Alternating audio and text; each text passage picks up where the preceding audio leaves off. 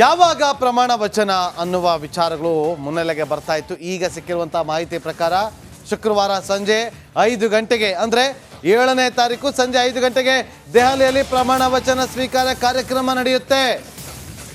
Republic ಕನ್ನಡದಲ್ಲಿ ಈ ಕ್ಷಣದ ಅತಿ ದೊಡ್ಡ ನ್ಯೂಸ್. ಜೂನ್ 7ರಂದು ನರೇಂದ್ರ ಮೋದಿ ಅವರು ಪ್ರಮಾಣ ವಚನವನ್ನ ಸ್ವೀಕಾರ ಮಾಡಲಿದ್ದಾರೆ ಸಂಜೆ 5 ಗಂಟೆಗೆ. ಮೋದಿ 3.0 ಮತ್ತೊಮ್ಮೆ ಮೋದಿ ಪ್ರಧಾನಿಯಾಗಿ ದೇಶದ ಜನರ ಮುಂದೆ 21 ಸಚಿವರು ಪ್ರಮಾಣ ವಚನವನ್ನ ಸ್ವೀಕಾರ ಮಾಡಲಿದ್ದಾರೆ ಎನ್ನುವ ಈ ಕ್ಷಣದ ಅತಿ ದೊಡ್ಡ ಬ್ರೇಕಿಂಗ್ ನ್ಯೂಸ್ ಇದು. ಆದ್ರೆ ಇಡೀ ದೇಶದ ಜನರಿಗೆ ಇದ್ದಂತ ಕನ್ಫ್ಯೂಷನ್ ಕ್ಲಿಯರ್ ಆಯ್ತಾ?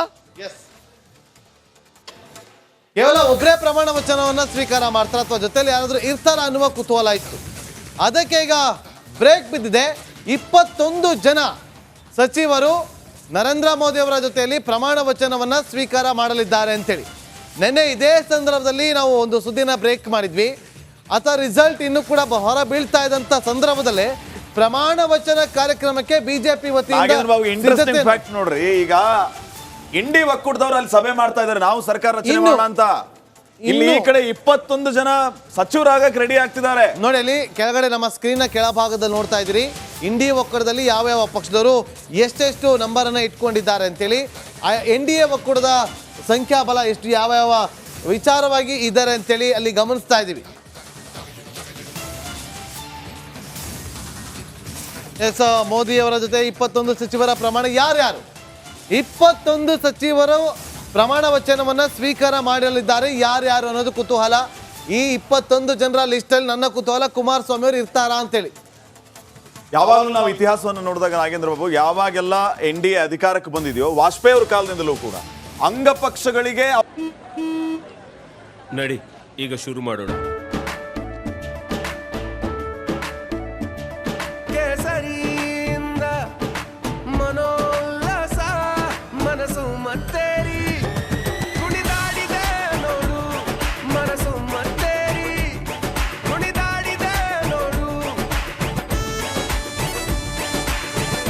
ಕ್ಷಣ ಕ್ಷಣವೂ ಆಚರಿಸಿ ಅವರ ಪ್ರಾತಿನಿಧ್ಯ ಸಂಸತ್ನಲ್ಲಿ ಇರ್ಲಿ ಅಂತ ಹೇಳಿ ಪ್ರತಿಯೊಬ್ಬರಿಗೂ ಕೂಡ ಒಂದು ಪೋರ್ಟ್ಫೋಲಿಯೋ ಕೊಟ್ಟಿದ್ದಾರೆ. ಸೊ ಈ ಸಾರಿಯೂ ಕೂಡ ಅದು ಆಗತ್ತೆ ಅನ್ನುವಂಥದ್ದು ಸದ್ಯಕ್ಕೆ ಗೊತ್ತಿರುವಂತಹ ವಿಚಾರ. ಎನ್ ಡಿ ಎ ಸಭೆಯಲ್ಲಿ ಮಹತ್ವದ ನಿರ್ಧಾರವನ್ನ ತೆಗೆದುಕೊಳ್ಳಲಾಗಿದೆ. ಏನು ಆ ಮಹತ್ವದ ನಿರ್ಧಾರ? ಶುಭ ಶುಕ್ರವಾರ ಮೋದಿ ಅವರು ಪ್ರಮಾಣ ವಚನ ಸ್ವೀಕಾರ ಮಾಡಲಿಕ್ಕಿದ್ದಾರೆ. 3ನೇ ಬಾರಿ ಪ್ರಧಾನಿಯಾಗಿ ಮೋದಿ ಪ್ರಮಾಣ ವಚನ. ಎನ್ ಡಿ ಎ ಸಭೆಯಲ್ಲಿ ಮಹತ್ವದ ನಿರ್ಧಾರವನ್ನ ತೆಗೆದುಕೊಂಡಿರೋದು ಶುಭ ಶುಕ್ರವಾರ. ಮೋದಿ ಅವರು ಮತ್ತೊಮ್ಮೆ ಪ್ರಮಾಣ ವಚನ ಸ್ವೀಕಾರ ಮಾಡಲಿಕ್ಕಿದ್ದಾರೆ ಪ್ರಧಾನಮಂತ್ರಿಯಾಗಿ. ಇವರ ಜೊತೆಗೆ 21 ಸಚಿವರು ಪ್ರಮಾಣ ವಚನ ಸಚಿವರು ಇವತ್ತು ನಡೆದಂತ ಮೀಟಿಂಗ್ ಅಲ್ಲಿ ತೀರ್ಮಾನ ಆಗಿದೆ. 21 ಸಂಸದರು ಸಚಿವರಾಗಿ ಪ್ರಮಾಣ ವಚನ ಸ್ವೀಕಾರ ಮಾಡಲಿಕ್ಕಿದ್ದಾರೆ. ಆದ್ರೆ ಇವತ್ತು ನಡೆದಂತ ಸಭೆಯಲ್ಲೇ ಈ ಒಂದು ತೀರ್ಮಾನಗಳು ಆಗಿದ್ಯಾ? ಹಾಗಾದ್ರೆ ಡಿಮ್ಯಾಂಡ್ ಇಟ್ಟಿಲ್ಲ, ಯಾರ್ದು ಏನೋ ಬೇಡಿಕೆ ಇಲ್ಲ, ಅವರೇನು ಕೂಡ ಒಂದಷ್ಟು ನಮ್ಗೆ ಇದೇ ಆಗಬೇಕು ಅಂತೇಳಿ ಅವರು ಒತ್ತಡವನ್ನು ಕೂಡ ಹಾಕಿಲ್ಲ. ಆದರೆ 21 ಜನ ಯಾರ್ಯಾರು ಆಲ್ರೆಡಿ ಲಿಸ್ಟ್ ಕೂಡ ಇರುತ್ತೆ ಅವ್ರ ಹತ್ರ. ಶ್ರೀಪಾದ್ರೆ, ಬಿಜೆಪಿ ಸಿಂಗಲ್ ಲಾರ್ಜೆಸ್ಟ್ ಪಾರ್ಟಿ ಆಗಿರೋದ್ರಿಂದ ಸಿಂಹಪಾಲು ಬಿಜೆಪಿಗೆ ಸಿಗುತ್ತೆ, ಟಿಡಿಪಿಗೆ ಸಿಗುತ್ತೆ, ಜನಸೇನಾಗೆ ಸಿಗುತ್ತೆ, ಶಿವಸೇನಾ ಏಕನಾಥ್ ಶಿಂದೆ ಬಣಕ್ಕೆ ಸಿಗುತ್ತೆ, JDS ಅದಕ್ಕೊಂದು ಸ್ಥಾನ ಸಿಗುತ್ತೆ, ಸೇರಿದಂತೆ ಜೆಡಿಯು ಕೂಡ ಮುಖ್ಯ ಪಾತ್ರವನ್ನ ವಹಿಸಿರೋದ್ರಿಂದ ಬಹುತೇಕ ಸ್ಥಾನಗಳು ಕೂಡ ನಿತೀಶ್ ಕುಮಾರ್ ಅವರು ಗಿಟ್ಟಿಸಿಕೊಳ್ತಾರೆ. ಇದರ ಜೊತೆಗೆ ಬಿಹಾರಕ್ಕೆ ವಿಶೇಷ ಸ್ಥಾನಮಾನ, ಆಂಧ್ರ ಪ್ರದೇಶಕ್ಕೂ ಕೂಡ ವಿಶೇಷ ಸ್ಥಾನಮಾನ. ಇದರ ನಿರೀಕ್ಷೆನ ಉಭಯ ನಾಯಕರು ಮಾಡ್ತಾ ಇದ್ದಾರೆ. ಇವರನ್ನ ಸಮಾಧಾನ ಯಾವ ರೀತಿ ಪಡಿಸ್ತಾ ಇದ್ದಾರೆ ಅನ್ನೋದು ಸದ್ಯಕ್ಕಿನ ಇಂಪಾರ್ಟೆಂಟ್ ಕ್ವಶನ್ ಆಗಿದೆ. ದಿವಿತ್, ಎಸ್, ಬಹಳ ಪ್ರಮುಖವಾಗಿ ಈಗ ಹಾಗಾದ್ರೆ ಟಿಡಿಪಿ ನಾಯಕರು ಕೃಷಿ ಖಾತೆಯಲ್ಲಿ ಜೊತೆಗೆ ನಗರಾಭಿವೃದ್ಧಿ ಖಾತೆ ಅಷ್ಟೇ ಅಲ್ಲದೆ ಸಾರಿಗೆ ಖಾತೆಗಳಲ್ಲೂ ಕೂಡ ಕೇಳಿದ್ದಾರೆ, ಡಿಮ್ಯಾಂಡ್ ಇಟ್ಟಿದ್ದಾರೆ ಅನ್ನುವಂಥ ಪ್ರಶ್ನೆ ಇದೆಯಲ್ಲ, ಇದು ನಿಜಾನ? ಹಾಗಾದ್ರೆ ಟಿಡಿಪಿ ಈಗಾಗಲೇ ಹಲವು ವಿಚಾರಗಳನ್ನ ತಮ್ಮ ಸಂಸದರುಗಳ ಜೊತೆಗೆ ಚರ್ಚೆಯನ್ನ ಮಾಡಿಕೊಂಡಿರೋದನ್ನ ನಾವು ನೋಡ್ತಾ ಇದ್ದೀವಿ. 16 ಸಂಸದರು ತಮ್ಮ ನಿಲುವೇನು, ತಮ್ಮ ಪಾರ್ಟಿಗೆ ಸಿಗುವಂತಹ ಸ್ಥಾನಮಾನ ಪ್ರಾಶಸ್ತ್ಯ ಏನು ಅನ್ನೋದನ್ನ ಇವತ್ತು ನಡೆಯುವಂತಹ NDA ಸಭೆಯಲ್ಲಿಯೇ ಚರ್ಚೆಯನ್ನ ಮಾಡಿ ಇದ್ರ ಬಗ್ಗೆ ಕ್ಲಿಯರ್ ಮಾಡ್ಕೊಳ್ಳಿ ಅಂತ ಸಂಸದರು ತಿಳಿಸಿದ್ದರಂತೆ ಚಂದ್ರಬಾಬು ನಾಯ್ಡು ಅವರಿಗೆ. ಆದರೆ ನಮಗೆ ಬರ್ತಾ ಇರುವಂತಹ ಮಾಹಿತಿಗಳ ಪ್ರಕಾರ ಇವತ್ತು ನಡೆದಂತಹ NDA ಸಭೆಯಲ್ಲಿ ಔಪಚಾರಿಕವಾಗಿ ಏನೆಲ್ಲ ಮಾತುಕತೆ ಆಗಬೇಕು, ಸಿಂಗಲ್ ಲೈನ್ ಅಜೆಂಡಾ, ನಿಮಗೆ ನಮ್ಮ ಬೆಂಬಲ ಇದೆ, ಸರ್ಕಾರ ರಚನೆ ಮಾಡೋಣ. ಗೆಲುವಿಗೆ ಬಹಳ ಪ್ರಮುಖ ಪಾತ್ರ ವಹಿಸಿದಂತಹ ಪವನ್ ಕಲ್ಯಾಣ್ ಅವರು ಕೂಡ ದೆಹಲಿಗೆ ಆಗಮಿಸಿದ್ದಾರೆ ಅನ್ನುವಂಥ ಮಾಹಿತಿ. ಹಾಗಾದ್ರೆ ಪವನ್ ಕಲ್ಯಾಣ್ ಪಾತ್ರ ಎಷ್ಟು ಪ್ರಮುಖ ಪಾತ್ರ ವಹಿಸುತ್ತೆ ಅಂತ ಹೇಳಿ, ಪವನ್ ಕಲ್ಯಾಣ್ ಅವರ ಪಾತ್ರ, ಚಂದ್ರಬಾಬು ನಾಯ್ಡು ಅವರು ಆಂಧ್ರ ಪ್ರದೇಶದಲ್ಲಿ ಮತ್ತೊಮ್ಮೆ ಮುಖ್ಯಮಂತ್ರಿ ಗದ್ದುಗೆಯನ್ನ ಹಿಡಿಯೋದಕ್ಕೆ ಬಹಳ ಸಹಕಾರಿಯಾಗಿದೆ. ಕೇಂದ್ರದ ವಿಚಾರಕ್ಕೆ ಬಂದಾಗ ಒಂದು ಅಂಗಪಕ್ಷ ಆಗಿ ಅದು ಅದರ ಕಾರ್ಯವನ್ನ ನಿರ್ವಹಿಸುತ್ತೆ. 247 ಸೀಟ್ಗಳನ್ನು ಗೆದ್ದಿರುವಂಥ ಕಾಂಗ್ರೆಸ್, ಬಿಜೆಪಿ 98 ಕ್ಷೇತ್ರಗಳನ್ನು ಗೆದ್ದಿರುವಂಥ ಕಾಂಗ್ರೆಸ್, ಇವೆರಡನ್ನು ನೋಡಿದಾಗ ಎಲ್ಲ ಒಂದು ಕಡೆ ಇಡೀ ಇಂಡಿ ಕ್ಷೇತ್ರದಿಂದ ನಾವು 232 ಗೆದ್ದಿದ್ದೀವಿ ಇಂಡಿ ಒಕ್ಕೂಟ ಅಂತ ಯೋಚನೆ ಮಾಡ್ತಾ ಇದೆ. ಇಲ್ಲಿ ಅವರು ಕೂಡ ತಂತ್ರಮಂತ್ರಗಳನ್ನು ರೂಪಿಸ್ತಿದ್ದಾರೆ. ವರ್ಕೌಟ್ ಆಗ್ಬೋದಾ? ಸಹಜವಾಗಿ ಎಲ್ಲಾ ಪಕ್ಷಗಳ ಮುಖ್ಯ ಧ್ಯೇಯ ಅಂತಂದ್ರೆ ಅಧಿಕಾರಕ್ಕೆ ಬರಬೇಕು ಅಂತ ಹೇಳಿ, ಆ ನಿಟ್ಟಿನಲ್ಲಿ ಎಲ್ಲಾ ರೀತಿಯ ಪ್ರಯತ್ನಗಳು ಕೊನೆ ಕ್ಷಣದವರೆಗೂ ಕೂಡ ನಡೆಯುತ್ತೆ. ಈಗ ಅದನ್ನೇ ಹೇಳ್ತಾ ಇದ್ದೆ ನಾನು. ಒಂದ್ ಕಡೆ NDA ಒಕ್ಕೂಟದ ಸಭೆ ಅಂತಿಮವಾಗಿ ಸರ್ಕಾರ ರಚನೆ ಮಾಡೋದಕ್ಕೆ ಮುಹೂರ್ತವನ್ನು ಕೂಡ ಫಿಕ್ಸ್ ಮಾಡಿ ಆಯ್ತು. ಈ ಕಡೆ INDIA ಒಕ್ಕೂಟವು ಕೂಡ ಈಗಷ್ಟೇ ಸಭೆಯನ್ನ ಆರಂಭ ಮಾಡಿದೆ. ಆ ಒಕ್ಕೂಟದ ಸಭೆಯ ಉದ್ದೇಶವೂ ಕೂಡ ಅಷ್ಟೇ, ನಾವು ಅಧಿಕಾರಕ್ಕೆ ಬರಬೇಕು ಅಂತಂದ್ರೆ ಏನೇನು ಮಾಡಬೇಕು ಅಂತ. ಸೊ ಸದ್ಯಕ್ಕೆ ಭಾರಿ ಮಹತ್ವದ ಬೆಳವಣಿಗೆ ಆಗ್ತಾ ಇರೋದು. ಇದು ರಿಪಬ್ಲಿಕ್ ಕನ್ನಡದ ಅತಿ ದೊಡ್ಡ ಬಿಗ್ ನ್ಯೂಸ್. ಎಲ್ರಿಗೂ ಕೂಡ ಕಾತರದಿಂದ ಕಾಯ್ತಾ ಇದ್ರು. ಸಾಕಷ್ಟು ಜನರು ಹೊರಗಡೆ ಇದ್ದಂತ ಸಂದರ್ಭದಲ್ಲೂ ನಿನ್ನೆ ನನ್ನ ಪ್ರಶ್ನೆ ಮಾಡ್ತಾ ಇದ್ರು, ನರೇಂದ್ರ ಮೋದಿ ಪ್ರಧಾನಮಂತ್ರಿ ಆಗ್ತಾರಾ ಅಂತ ಹೇಳಿ. ಹಾಗಾದ್ರೆ ಎಲ್ಲದಕ್ಕೂ ಕೂಡ ಉತ್ತರ ಸಿಕ್ಕಿದೆ ಈಗ. ಎಸ್ ದಿವೇತ್, ಇನ್ನಷ್ಟು ಮಾಹಿತಿಯನ್ನ ಪಡೆದುಕೊಳ್ಳೋಣ. ನಮ್ಮ ಕೊಲೀಗ ರಂಜಿತ್ ಚಿರಿಯಾರ್ ನವದೆಹಲಿಯಿಂದ ಅಗೇನ್ ನೇರ ಸಂಪರ್ಕದಲ್ಲಿ ಜಾಯಿನ್ ಆಗ್ತಾ ಇದ್ದಾರೆ. ರಂಜಿತ್, ಎಲ್ಲರ ಚಿತ್ತ ದೆಹಲಿಯತ್ತ, ಏನಾಗುತ್ತೆ ಅನ್ನುವಂತಹ ಕುತೂಹಲ ಕ್ಷಣ ಕ್ಷಣಕ್ಕೂ ಇದೆ.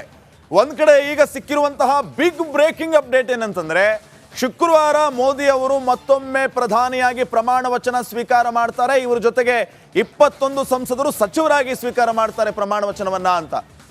ಸೊ ಸಾಧ್ಯತೆಗಳ ಬಗ್ಗೆ ಅಪ್ಡೇಟ್ಸ್ ಕೊಡೋದಾದ್ರೆ, ಅದರಲ್ಲೂ ಪ್ರಮುಖವಾಗಿ ಕುಮಾರಸ್ವಾಮಿ ಈ ಲಿಸ್ಟ್ ನಲ್ಲಿ ಇದ್ದಾರಾ ಅಂತ ಹೇಳಿ ಬಹಳ ಕುತೂಹಲ. ರಂಜಿತ್, ಖಂಡಿತವಾಗ್ಲೂ ಕೂಡ ಶ್ರೀಪಾದ್ ಪಾಟೀಲ್, ಇವತ್ತಿನ NDA ಮೀಟಿಂಗ್ ಏನಿದೆ ಅದು ಹೈ ವೋಲ್ಟೇಜ್ ಮೀಟಿಂಗ್ ಆಗಿತ್ತು. ಈ ಮೀಟಿಂಗ್ನಲ್ಲಿ ಬಂದಂಥ ಅಂಗಪಕ್ಷದ ಎಲ್ಲ ಸದಸ್ಯರುಗಳು ಕೂಡ ಬಹಳ ಕ್ಲಿಯರ್ ಆಗಿ NDA ಮೈತ್ರಿಕೂಟ ಏನಿದೆ, ಈ NDA ಮೈತ್ರಿಕೂಟ ಅಧಿಕಾರಕ್ಕೆ ಬರೋದು ಪಕ್ಕ, ನರೇಂದ್ರ ಮೋದಿ ಅವರು 3ನೇ ಬಾರಿ ಪ್ರಧಾನಿ ಆಗೋದು ಪಕ್ಕ, ಈ ದೇಶದ ಭವಿಷ್ಯಕ್ಕೋಸ್ಕರ ಪ್ರಧಾನಿ ನರೇಂದ್ರ ಮೋದಿ ಅವರೇ ಅವರ ಅಧಿಕಾರದಲ್ಲೇ NDA ಮೈತ್ರಿಕೂಟ ಇರಬೇಕು ಅಥವಾ ಅವರೇ ಪ್ರಧಾನಿ ಆಗಬೇಕು ಅನ್ನುವ ನಿಲುವಿಗೆ ಖಂಡಿತವಾಗ್ಲೂ ಕೂಡ ಬಂದಿದ್ದಾರೆ. ಇನ್ನೇನು ಕೆಲವೇ ಹೊತ್ತಿನಲ್ಲಿ, ಕೆಲವೇ ನಿಮಿಷಗಳಲ್ಲಿ ರಾಷ್ಟ್ರಪತಿಗಳನ್ನು ಭೇಟಿಯಾಗ್ತಾರೆ. ಭೇಟಿಯಾಗಿ ಆ ಮೂಲಕ ಹಕ್ಕು ಮಂಡನೆಯನ್ನು ಮಾಡ್ತಾರೆ. ಅದೊಂದು ಕಡೆಯಲ್ಲಾದರೆ ಈತ ಇಂಡಿ ಒಕ್ಕೂಟದ ಸಭೆ ಏನು ಆರಂಭ ಆಗಿದೆ, ಸಭೆಗೆ ಇಂಡಿ ಒಕ್ಕೂಟದ ಸದಸ್ಯ ಅಂಗಪಕ್ಷಗಳು ಕೂಡ ಬಂದಿದ್ದಾವೆ. ಅಲ್ಲಿ ಬಹಳ ಪ್ರಮುಖವಾಗಿ ನಾವು ನೋಡಬೇಕು, ಮಮತಾ ಬ್ಯಾನರ್ಜಿ ಅವರ ಗೈರಾಗಿದ್ದಾರೆ. ಅಭಿಷೇಕ್ ಬ್ಯಾನರ್ಜಿ ಅವರು TMCಯ ಪ್ರತಿನಿಧಿಯಾಗಿ ಬಂದಿದ್ದಾರೆ. ಇನ್ನು ನಾವು ಗಮನಿಸ್ತಾ ಹೋದರೆ ಶಿವಸೇನೆಯ ಉದ್ಧವ್ ಠಾಕ್ರೆ ಅವರ ಬಣ ಅಲ್ಲಿ ಬರಲಿಲ್ಲ ಅನ್ನೋದು ಕೂಡ ಇಲ್ಲಿ ಬಹಳ ಪ್ರಮುಖವಾಗುತ್ತೆ. ಅದೆಲ್ಲವನ್ನು ಹೊರತುಪಡಿಸಿದರೆ NDA ಮೈತ್ರಿಕೂಟ ಈಗ ಬಹಳ ಕ್ಲಿಯರ್ ಆಗಿದೆ. ನಾವೇ ಪ್ರಧಾನಿಯಾಗೋದು, ನಾವೇ ಅಧಿಕಾರದ ಗದ್ದುಗೆಯನ್ನು ಏರೋದು, ಪ್ರಧಾನಿ ನರೇಂದ್ರ ಮೋದಿ ಅವರೇ 3ನೇ ಬಾರಿ ಪ್ರಧಾನಿ ಆಗ್ತಾರೆ ಅನ್ನೋದು. ನೀವು ಹೇಳ್ದಂಗೆ 21 ಸಂಸದರು ಸಚಿವರಾಗಿ ಅಧಿಕಾರವನ್ನು ಅಥವಾ ಪ್ರಮಾಣ ವಚನವನ್ನು ಸ್ವೀಕರಿಸ್ತಾರೆ. 7ನೇ ತಾರೀಕು ಪ್ರಮಾಣ ವಚನ ಕಾರ್ಯಕ್ರಮ ಇರುತ್ತೆ ಅನ್ನೋದು. S, exactly. ರಾಷ್ಟ್ರಪತಿಗಳಿಗೆ ಇವತ್ತು ಹಕ್ಕು ಮಂಡನೆಯನ್ನು ಮಾಡಿದ ನಂತರ ನಮ್ಮ ಹತ್ತಿರ ಬಹುಮತ ಇದೆ, ನಾವು ಮ್ಯಾಜಿಕ್ ನಂಬರನ್ನು ಕ್ರಾಸ್ ಆಗಿದ್ದೀವಿ, ಅತಿ ದೊಡ್ಡ ಅಲೈನ್ಸ್ ನಮ್ಮದು, ಆ ಕಾರಣದಿಂದ ನಮಗೆ ಅವಕಾಶ ಕೊಡಬೇಕು ಅಂಥೇಳಿ ರಾಷ್ಟ್ರಪತಿಗಳ ಬಳಿ ತಿಳಿಸಿ ಆ ಮೂಲಕ ಒಗ್ಗಟ್ಟನ್ನು ಪ್ರದರ್ಶನ ಮಾಡಿದ್ದಾರೆ. ಇನ್ನು ಈ ಹಂತದಿಂದ ನಡೆಯುವಂಥ ಇಂಡಿ ಒಕ್ಕೂಟದ ಒಂದಿಷ್ಟು ಕಾರ್ಯಚಟುವಟಿಕೆ. ರಂಜಿತ್, ಮತ್ತೊಂದು ಬ್ರೇಕಿಂಗ್ ಅಪ್ಡೇಟ್ ಬರ್ತಾ ಇದೆ. ರಿಪಬ್ಲಿಕ್ ಕನ್ನಡದಲ್ಲಿ ಮತ್ತೊಂದು ಎಕ್ಸ್ಕ್ಲೂಸಿವ್. ಏನದು? ಪಿಯೂಷ್ ಗೋಯಲ್ ನಿವಾಸಕ್ಕೆ ಚಂದ್ರಬಾಬು ನಾಯ್ಡು ಅವರು ಭೇಟಿ ನೀಡಿರೋದು. ಬಿಜೆಪಿಯ ಹಿರಿಯ ನಾಯಕ ಪಿಯೂಷ್ ಗೋಯಲ್ ಖಾತೆ ಹಂಚಿಕೆ ಬಗ್ಗೆ ಗೋಯಲ್ ಮತ್ತು ಚಂದ್ರಬಾಬು ನಾಯ್ಡು ಚರ್ಚೆಯನ್ನ ಮಾಡ್ತಾ ಇದ್ದಾರೆ. ನೋಡಿ, ಈಗಷ್ಟೇ TDPಗೆ ಯಾವ ಖಾತೆ ಕೊಡ್ಬೇಕು. ಎಸ್ ನೋಡಿ, ಒಂದು ಬಿಗ್ ಅಪ್ಡೇಟ್ ನ ಫೋಟೋ ತಾವು ದೃಶ್ಯಗಳಲ್ಲಿ ಗಮನಿಸ್ತಾ ಇದ್ದೀರಿ. NDA ಒಕ್ಕೂಟದ ಎಲ್ಲ ನಾಯಕರು ಒಂದು ಸ್ಟ್ರಾಂಗ್ ಮೆಸೇಜ್ ಅನ್ನ ಈ ಫೋಟೋದ ಮೂಲಕ ರವಾನೆ ಮಾಡಿರುವಂತದ್ದು. ಎಲ್ಲರೂ ವಿಕ್ಟರಿ ಸಿಂಬಲ್ ಅನ್ನ ತೋರಿಸ್ತಾ ಇದ್ದಾರೆ. ಸರ್ಕಾರ ನಮ್ಮದೇ ಅನ್ನುವಂತಹ ಸ್ಟ್ರಾಂಗ್ ಮೆಸೇಜ್ ಈ ಒಂದು ಫೋಟೋದಿಂದ. ನೋಡ್ರಿ, ಇಲ್ಲಿ ಮೋದಿ, ಚಂದ್ರಬಾಬು ನಾಯ್ಡು, ನಿತೀಶ್ ಕುಮಾರ್, ಈ 3 ಸೆಂಟರ್ ಆಫ್ ಅಟ್ರಾಕ್ಷನ್ ಇವರು ಇರುವಂತಹ ಒಂದು ಫೋಟೋ. ಈಗ ಸದ್ಯಕ್ಕೆ NDA ಒಕ್ಕೂಟದ ಸಭೆ ಅಂತ್ಯವಾಗ್ತಾ ಇದ್ದಂತೆ ಈ ಫೋಟೋ ಈಗ ರಿಲೀಸ್ ಇದ್ದಾರೆ ನಾಯಕರು ಅಂತೇಳಿ ನಮ್ಮ ಸ್ಕ್ರೀನ್ ಮೇಲೆ ಗಮನಿಸ್ತಾ ಇದ್ದೀರಿ. ನರೇಂದ್ರ ಮೋದಿ, JP ನಡ್ಡಾ, ರಾಜನಾಥ್ ಸಿಂಗ್, अमित शाह, चंद्रबाबू नायडू, नीतीश कुमार, एकनाथ शिंदे, HD कुमारस्वामी, चिराग पासवान, जितन राम मांझी, पवन कल्याण, सुनील तटकरे, अनुप्रिया पटेल, जयंत चौधरी, प्रफुल्ल पटेल, प्रमोद बोरो, अतुल बोरा, इंद्र हैंग सुब्बा, सुदेश महोता, राजीव रंजन सिंह, संजय झा ಎಷ್ಟು ಜನ ಇರುವಂತ ಫೋಟೋ 21 ಜನ ಇರುವಂತ ಫೋಟೋ ನೋಡಿ. JDU ಕೇವಲ ನಿತೀಶ್ ಕುಮಾರ್ ಅವರು ಮಾತ್ರ ಇಲ್ಲ ಅಲ್ಲಿ. JDU ಪಕ್ಷದ ಸಂಜಯ್ ಝಾ ಇದ್ದಾರೆ, ರಾಜೀವ್ ರಂಜನ್ ಸಿಂಗ್ ಇದ್ದಾರೆ, ಮತ್ತೆ AJSU ಪಕ್ಷದ ಸುದೇಶ್ ಮಹೋತಾ ಇದ್ದಾರೆ, ಮತ್ತೊಂದು ಕಡೆ SKM ಪಕ್ಷದ ಇಂದ್ರಹಾಂಗ ಸುಭಾ ಇದ್ದಾರೆ, AGP ಪಕ್ಷದ ಅತುಲ್ ಬೋರಾ ಇದ್ದಾರೆ, NCPಯ ಪ್ರಫುಲ್ ಪಟೇಲ್ ಇದ್ದಾರೆ ಇಲ್ಲಿ, ಮತ್ತೊಂದು ಕಡೆ ಸುನಿಲ್ ತಾತ್ಕಾರೆ ಇದ್ದಾರೆ, NCP ಪಕ್ಷದ ಮುಖಂಡ, JSP ಪಕ್ಷದ ಮುಖಂಡ ಪವನ್ ಕಲ್ಯಾಣ್ ಅವರಿದ್ದಾರೆ, ಜಿತನ್ ರಾಮ್ ಮಾಂಜಿ